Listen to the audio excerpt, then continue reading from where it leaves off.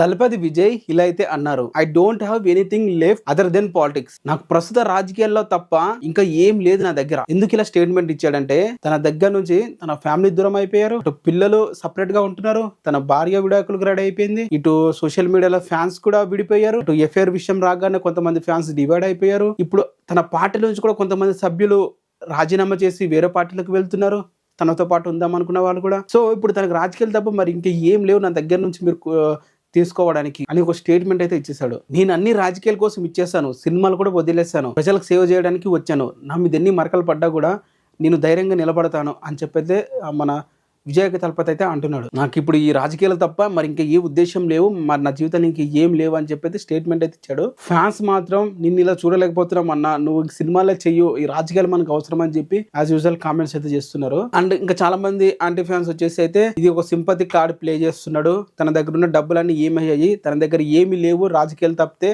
మరి ఆయన దగ్గర ఉన్న డబ్బులు ఎవరికి ఇచ్చేసారో చెప్పైతే అంటున్నారు. సో కొంతమంది వచ్చేసి విజయ్ తలపతి లాంటి వానికి రెస్పెక్ట్ ఇవ్వాలి, రాజకీయాల కోసం తన అంటూ ఏది లేకుండా అన్ని వదిలేసి అయితే వచ్చేసాడు, తన కమిట్మెంట్ కి యాక్సెప్ట్ చెప్పాలని చెప్పి ఇంకొంతమంది డిఫెండ్ అయితే చేస్తున్నారు. సో ఇది విజయ్ కి ఎటు చూసినా కూడా. మరి మీరేమంటారు దీని మీద కింద కామెంట్ చేయండి.